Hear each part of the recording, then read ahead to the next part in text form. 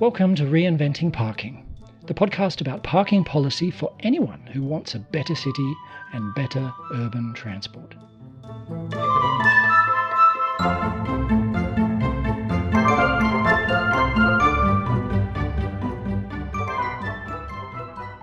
I've been wanting to have an episode about Stockholm for a long time, and it seemed even more important after I noticed a few months ago that Stockholm's residential parking fees are just about the highest that I've yet found anywhere. After I shared that news on Twitter, there was quite a bit of reaction, and one of them was a comment from Daniel Firth, talking about still having scars from dealing with the parking in Stockholm when he worked for the city between 2007 and 2017. Daniel also shared some helpful documents. So I reached out to Daniel to be on the show to talk about parking in Stockholm. But before we get to that interview about Stockholm, I want to first have a quick chat with Tony Jordan, president of the Parking Reform Network. The Reinventing Parking podcast is the Parking Reform Network podcast, as some of you may remember, and we are making it a regular segment to have a quick check-in with someone from PRN. And this time it's Tony again. Hi, Tony. Hello, Paul. I gather it's been a busy few weeks for you and PRN. What's been happening? We had the YIMBY conference, which is a conference of people who are trying to build abundant housing, was hosted in Portland. It was supposed to be hosted here in 2020, and it was postponed due to the pandemic. So there are about 300 people, mostly from around the United States and Canada, talking about barriers to build housing and how to organize to do so. And obviously parking is a big part of that. Should we explain that term YIMBY very quickly? The YIMBY conference is yes in my backyard. So it's kind of an opposition to the not in my backyard ethos of people who don't want to build apartments. So parking was quite prominent, and we signed up a few members, I hear, and you're exhausted. Yes, we had a big party, big happy hour with 100 and something people came, signed up over a dozen new members over the course of the week. We had 2 parking panels, and it was a great time. And if you're subscribed to the Parking Reform Network newsletter, you would have known about the party, you know about the conference, and you might already know about our activities there. Right, so that's a little bit of a plug. Even if you're not quite ready to sign up as a member of the Parking Reform Network, there's a lighter way to keep up to date, which is to just get onto the email list. So yeah, do sign up to that. Go to the Parking Reform Network website. What is the Parking Reform Network website again? Parkingreform.org, and there's a red button that says join our mailing list right there. Very easy. Okay. So end of advertisement. In a minute, we'll be switching to the Stockholm interview. You had a listen, Tony. What did you think of what Daniel had to say?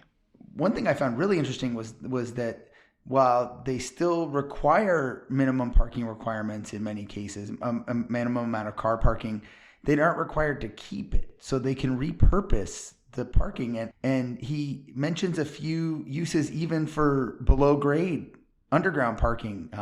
So I leave that up to the listeners to hear, but I think it's interesting to hear about second lives for parking spaces. That really blew me away, actually, and I didn't quite believe it. I thought maybe he'd misunderstood my question, or I'd misunderstood what he said, and I tried to get him to say it again, and he really spelled it out that absolutely they can require parking, but they can't require that it stays parking, which is really amazing.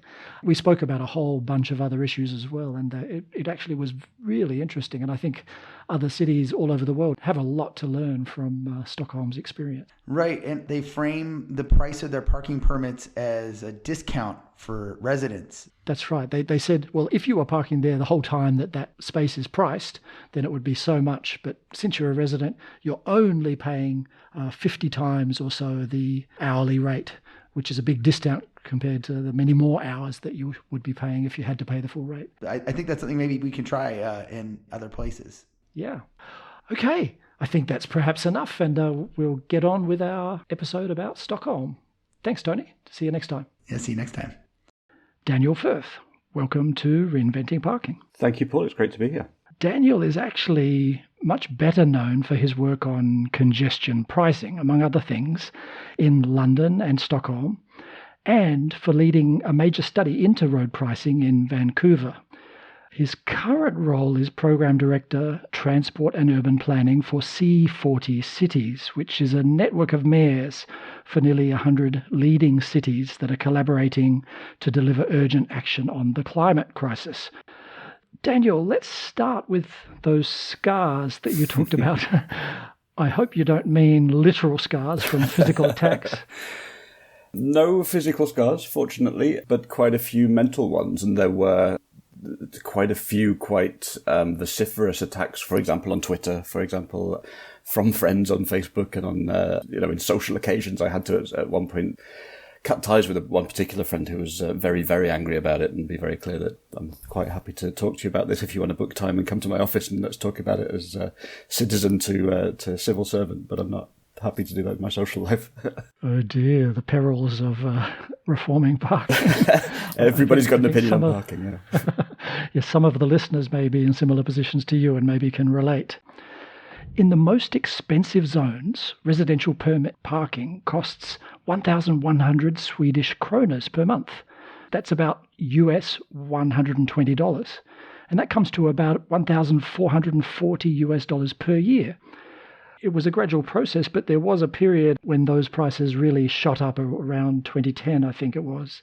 So was that when it was a particularly hot issue? It was a hot issue, but it wasn't necessarily the prices themselves that increased. It was more that we expanded the scope or the geographical area that was covered by these high prices. Uh-huh. So as you note, there's some... actually, we should clear something up to begin with. The parking permit is actually free. So anybody who has a car and is registered at an address where we have paid parking can apply for a parking permit. And that is free. What the permit does is it allows you to park for longer than you would otherwise be able to, and park at a discounted rate. So the permit itself doesn't say now you can park. The permit says now you have permission to buy the residence ticket, which is a quite substantial discounted rate. So yes, it's quite a high cost, but it's framed as a discount from what everybody else is paying, and it's quite a substantial discount. So yes, that's because our on-street hourly parking rates are reasonably high, but probably no higher than in other kind of comparable large European cities. But I think it's important to come back to some of the history of this. And, I'd love to be able to say that any city can do this, but, any city can do this if you're starting from the starting point that Stockholm had.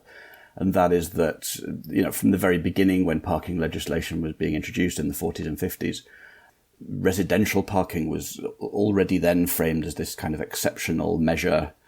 We're giving residents this very special treatment. It's exceptional. You shouldn't expect it to have it forever. It's a concession to you because you have these very particular circumstances.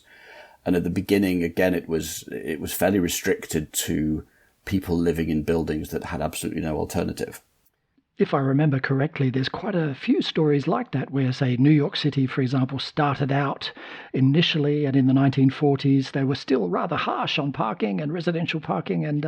But over time, many cities gradually relent and change their attitude. But somehow Stockholm stuck to its guns, is what you're saying. It stuck to its guns on prices, and it stuck to its guns on the fact that this is an exceptional thing. Where we didn't stick to our guns and where we started to come unstuck was from making this exceptional arrangement for the residents of the buildings that absolutely needed it. It became kind of gradually looser and looser to the point where everybody living in the inner city had a right to this permit that allowed them to park more cheaply.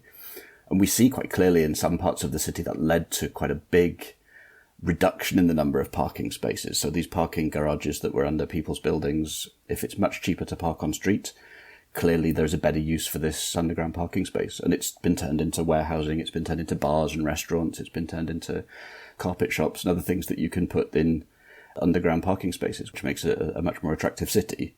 But also meant that this subsidization of on-street parking led to an overall reduction in the number of parking spaces available.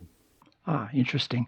I've seen some reports from foreigners talking about Stockholm parking and saying they were impressed to hear that there seemed to be a consensus that on-street parking, long-term on-street residential parking, was a privilege, not a right. So you've mentioned that, but it almost came unstuck. So what was done, when this trend started to happen, many cities would have seen that trend and perhaps doubled down on enforcing the minimum parking requirements so that the residential buildings would be forced to have off-street parking rather than doing something about the on-street parking. But it sounds like Stockholm didn't do that. Well, I would say Stockholm did both. So the off-street parking requirements in planning legislation have kind of varied in size over the years, but the fundamental principle of properties need to be organising off-street parking to cover their needs off-street. Basically, they shouldn't be relying on on-street parking has been pretty consistent. The legislation doesn't necessarily tell you exactly how much that should be. It's a kind of, at a reasonable level, or one of those nice legal phrases where you can interpret however you like. Oh, interesting. But what we can't do, what the city has not been able to do, or what any municipality can't do, is make sure that parking that is built at the beginning stays parking.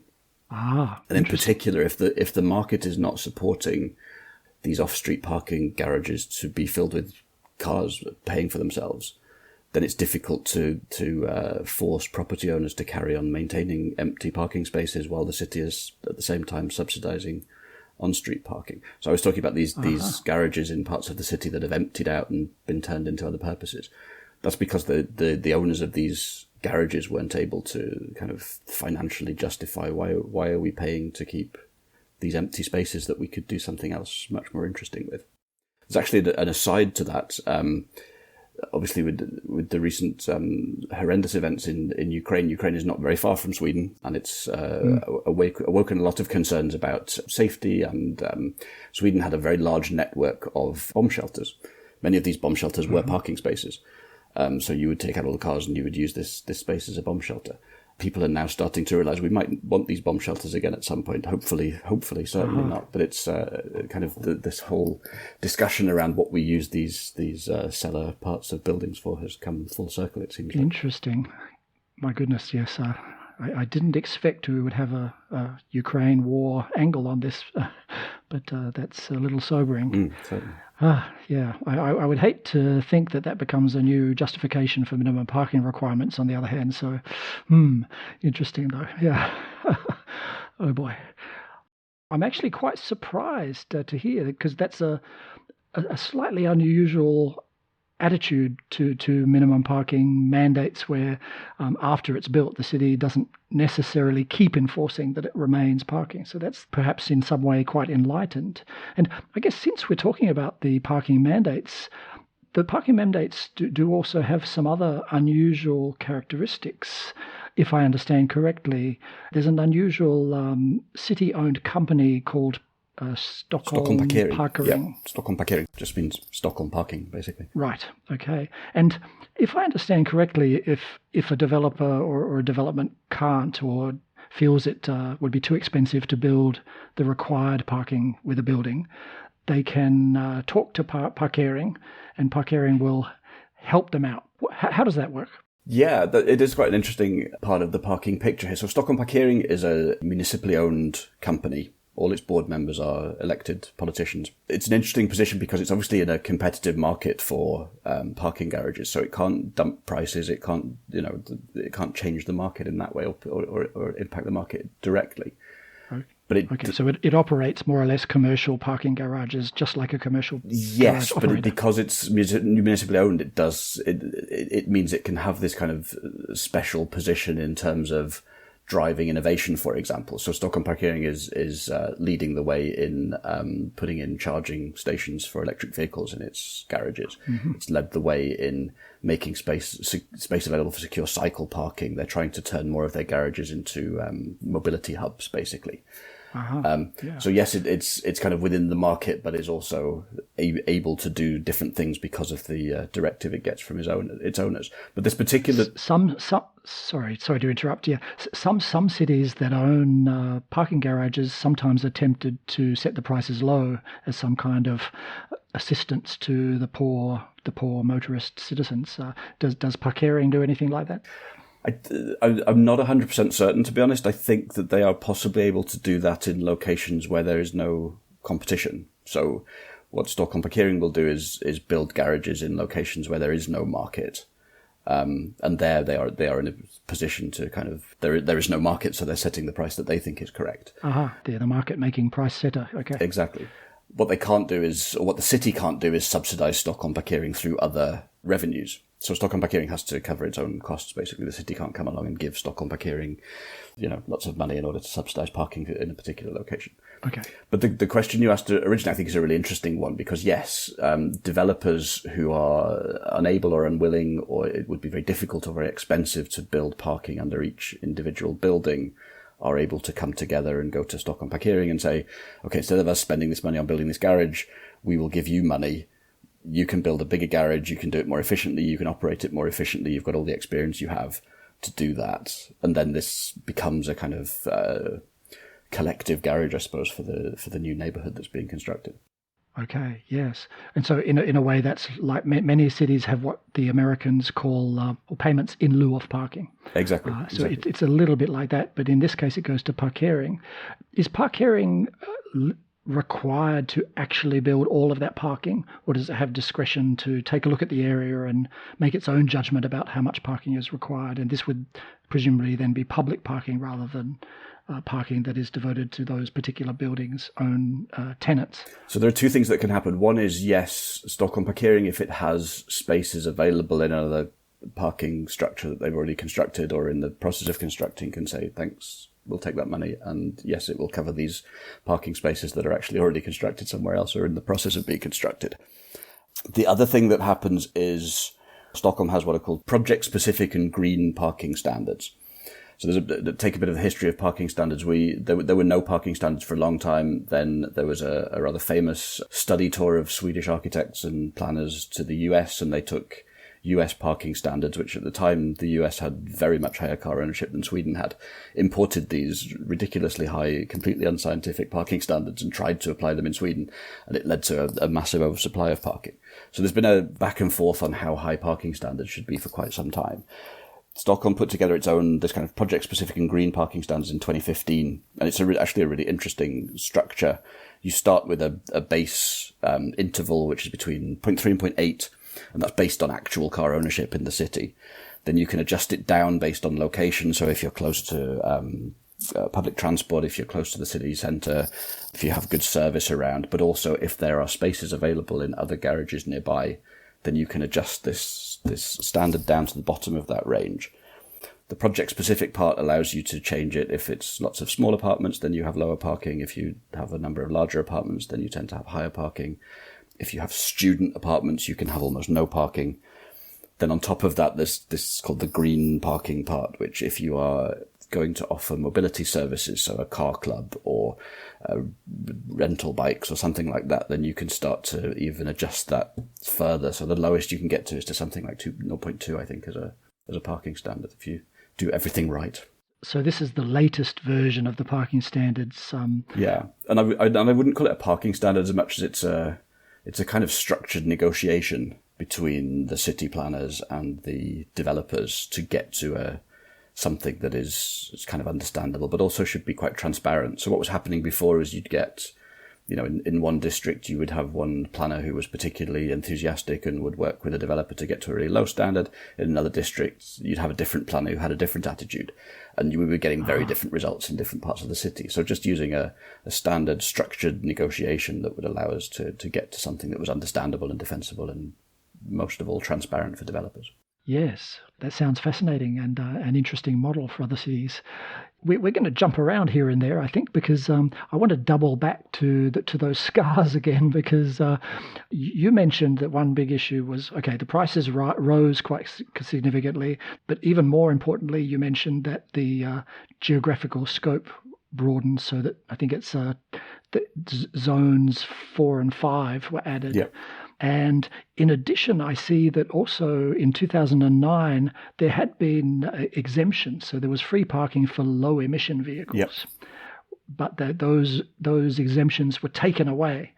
And so, yeah, many planners and civil servants and consultants out there listening might be wondering, how did you manage that? How did you take something away, a privilege? So if we talk about the discounts for low emission vehicles, as I recall, we had to take that away because it was determined it was not legal. So I think there was an appeal. That's handy. We have no choice is a good excuse. Someone found out that, it actually wasn't compatible with the law on the parking legislation as it was written. The parking legislation dates, most of it dates from the 1950s, which actually makes it quite difficult to do a lot of things that we wanted to. So when we were working on this parking strategy in the 2010s, we were looking really closely at things like SF Park and other these kind of performance-based parking, and we're really keen on that idea and trying to put in some mechanism where you would adjust based on demand, but found that it was completely incompatible with the legislation, and so we had to go for a much more simple version of that.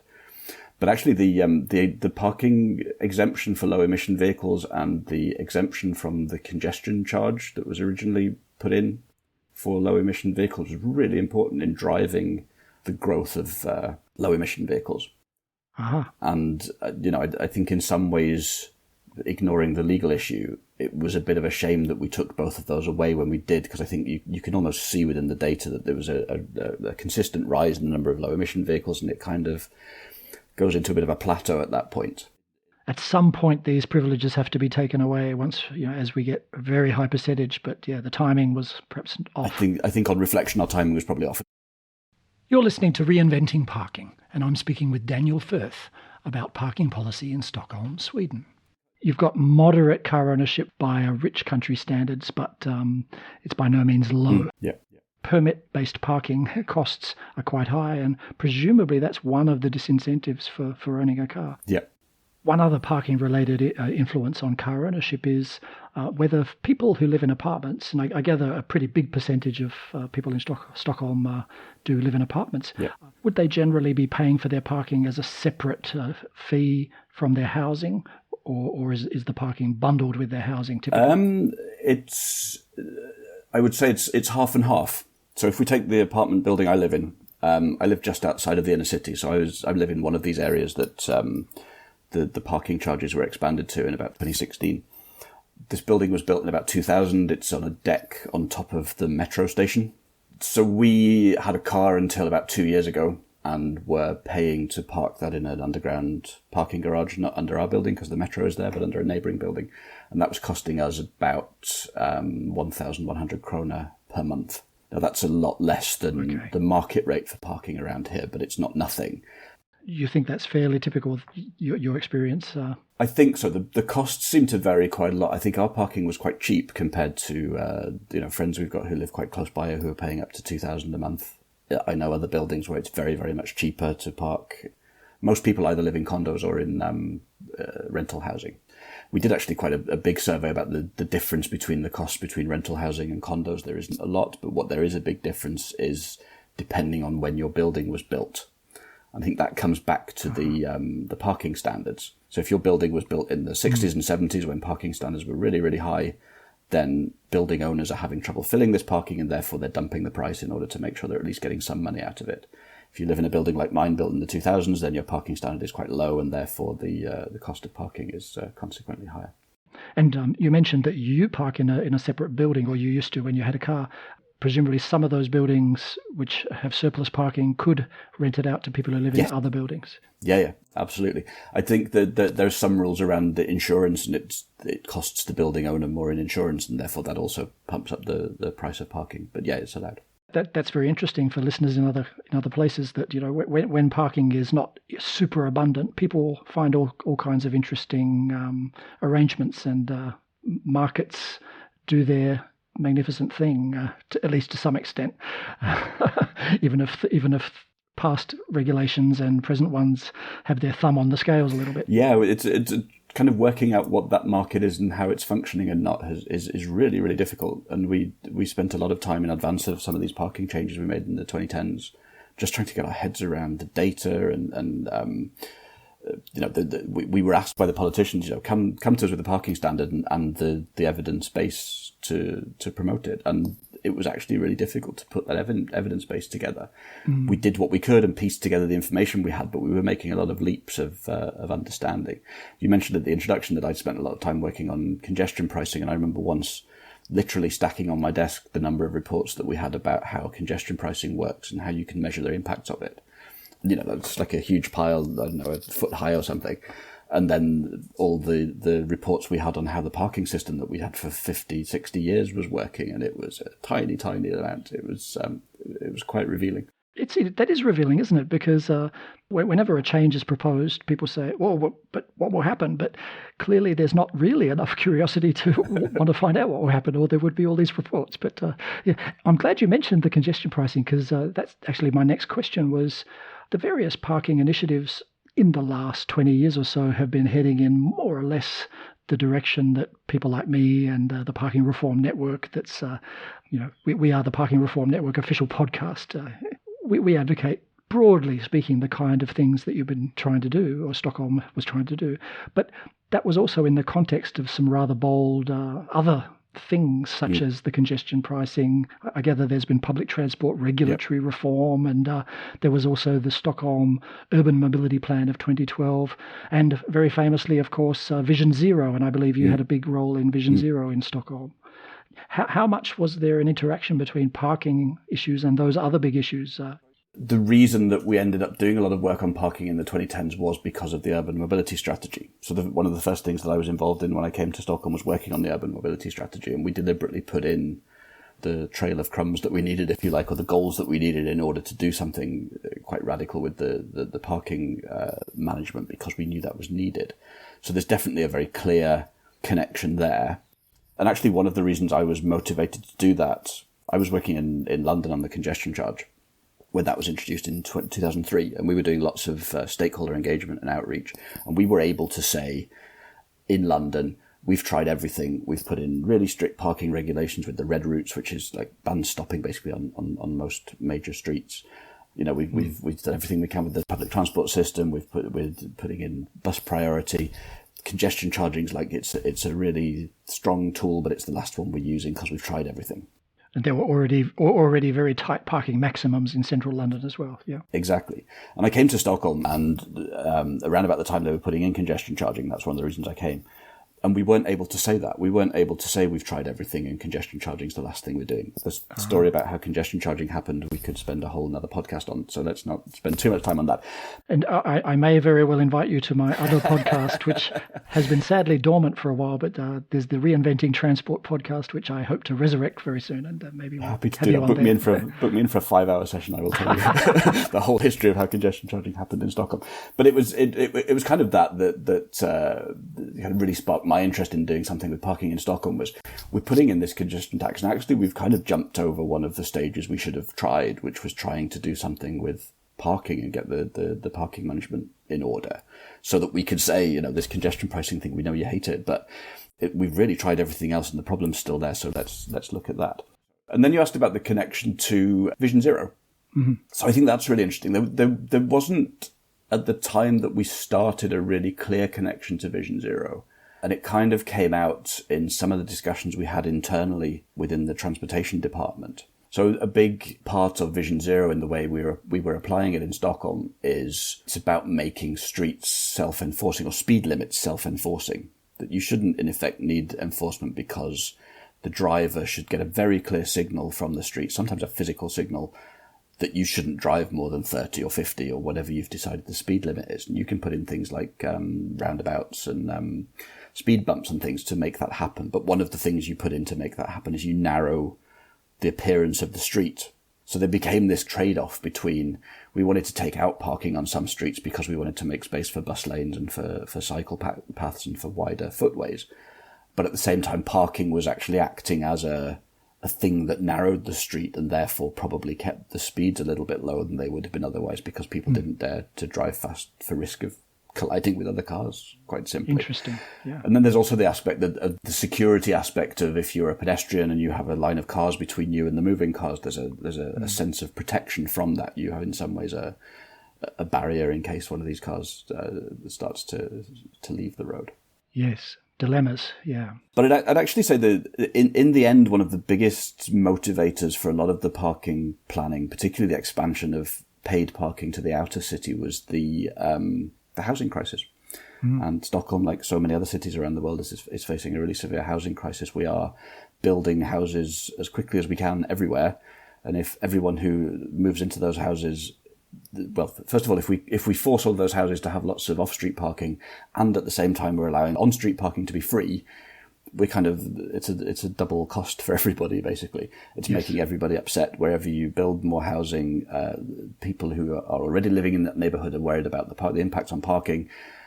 We're saying, yes, okay, we'll try and force it to be off-street. The developers are coming back to us and saying, well, we can't afford to build here. If you're going to force us to build this much parking off-street, it increases the costs massively. The apartments become expensive.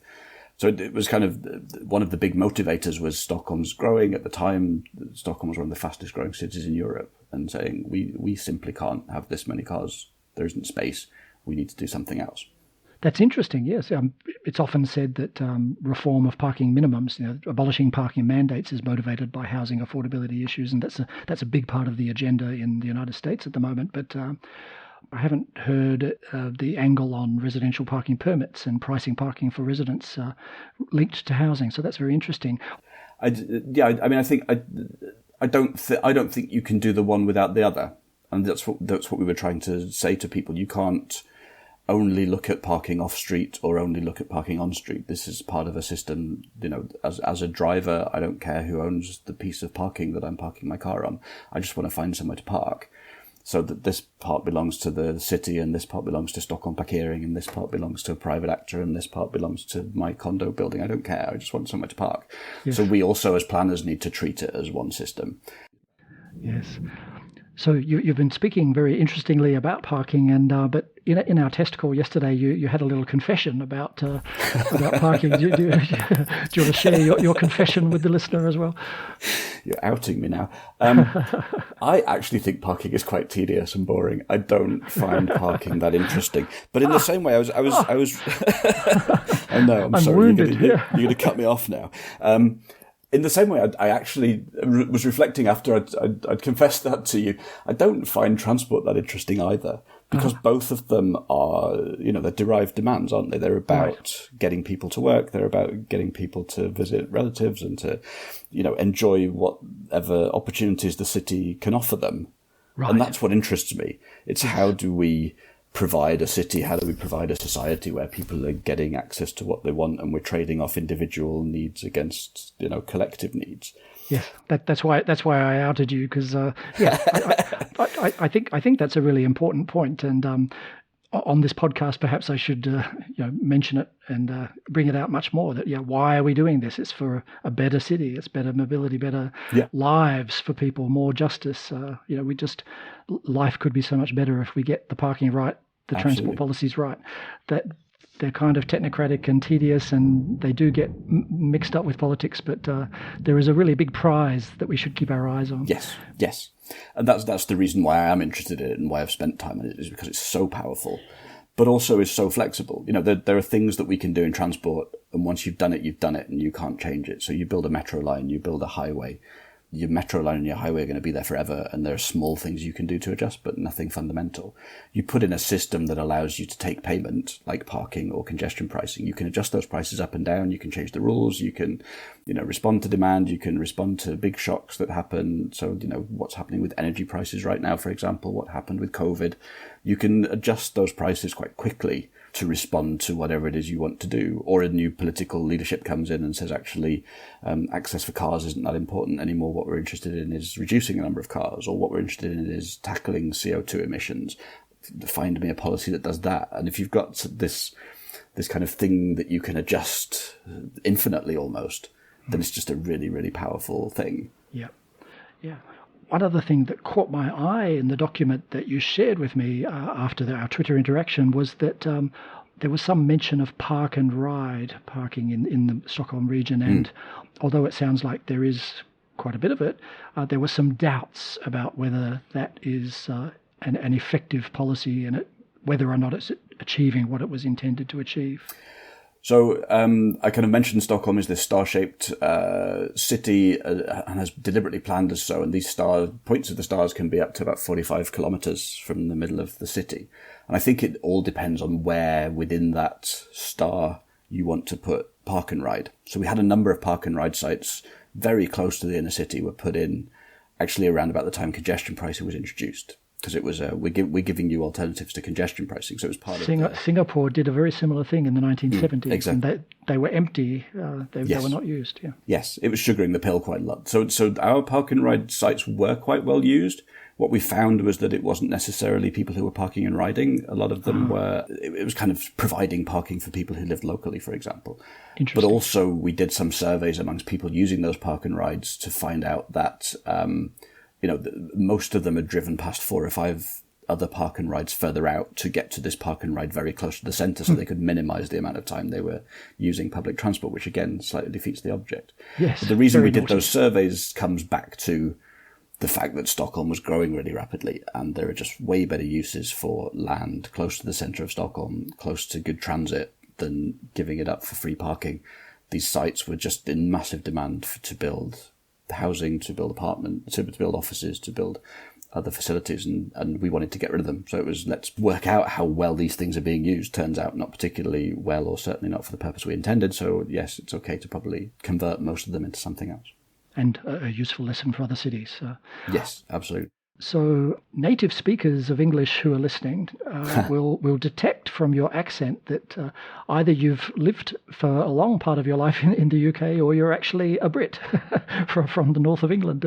So perhaps could you share very briefly what brought you to Stockholm? How does it come to pass that I'm interviewing a Brit about Stockholm parking?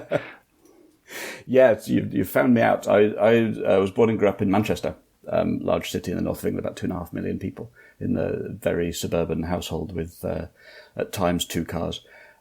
I studied town planning at the University of Newcastle, also in the UK, and as part of my course, anybody who's in Europe or familiar with it knows that there was a really good scheme called Erasmus, which allowed you to do an exchange trip and study for at least a term abroad. It still exists, but not for UK residents anymore, because the UK is not in the EU. Again, an entire other podcast. And I took my 6 or 9 months, I think it was, at the Royal Institute of Technology here in Stockholm, studying transportation or town planning. Got to know a lot of really interesting people at that time. Went back to the UK, worked for Transport for London for about 5 years, putting in the congestion charge there.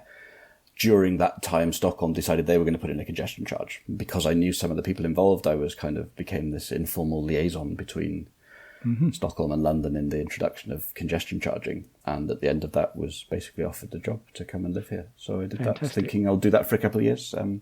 15 years later, here I still am. Aha. Okay, so the interludes in Vancouver were just interludes from being based in Stockholm. Yeah, again, so I was in Vancouver at a conference in about 2017, the Walk, Bike, Place conference. The then CEO of TransLink, which is the regional transportation authority, was on the stage. They gave a keynote. And one of the things he said was, we're going to study mobility pricing. And I sent him an email and said, hi there, I know a bit about this. Thinking, I'll get a meeting. Maybe I'll get him to fly me over here for a weekend, and I can tell him a little bit about congestion pricing. And they said, yeah, you could do that, or you could apply for this job. So, I applied for a job, and again was planning to be there for about a year. Ended up staying for about 3, and actually would still be there now if it wasn't for COVID. I came back to Sweden for a 6-week visit about 2 years ago, and I'm still here because I was on a work permit, and it wasn't clear that I would get back into Canada. Maybe it's just as well, because I gather you would have more scars from some recent controversies in Vancouver. But yeah, quite possibly, yes. I don't think you're really allowed to be in parking club if you haven't got any scars. Finally, your current role is with the C40 cities, and I mentioned the Parking Reform Network. It's mainly a North American thing at the moment, but we do have some grand visions of it becoming an international network of people who are keen on reforming parking with their eyes on the prize of, better this, better that, and everything. C4 Cities is a very international organisation. Does parking come up in your discussions with cities? It does, not as explicitly as maybe it should do. So we talk a lot about zero emission areas. So we have a number of cities who are committed to, by 2030, getting to a substantial area of their city should be a zero emission area for transport, which means fewer cars, and all the cars that are there, or all the vehicles, I should say, that are there should be zero emission, so electric primarily. Okay. We know that it's not enough just to put in incentives for zero-emission vehicles or just to put in better walking, cycling and transit, that you need something else that's kind of forcing that to happen, some kind of policy that restricts internal combustion engine vehicles. often that ends up being things like low emission zones or congestion pricing. But I think more and more we're encouraging cities to think about the tools that they already have, like parking, and how you can start to use that at least to, manage the curbside. And in particular, for example, for zero emission freight, and how you can use loading zones to encourage more zero emission freight and fewer ICE vehicles. Interesting. Well, it's been fascinating talking with you, Daniel, and thank you very, very much for agreeing to talk about a topic that is not your not your passion. Doesn't interest me in the slightly. Yes, it's not your passion, but it's a means to an end, and that Yes. those ends are very important. And so I really appreciate having you on. So thanks so much. It was really interesting. Thank you. It's awakened some of my interest in parking again. So Fantastic. Let's hope it awakens the listeners' interests as well. You've been listening to the Reinventing Parking podcast, and I'm Paul Barter. You can find out more at reinventingparking.org, where you'll find ideas and tips on parking policy. You can also listen to other episodes, subscribe, or leave a comment. That's reinventingparking.org. Bye for now.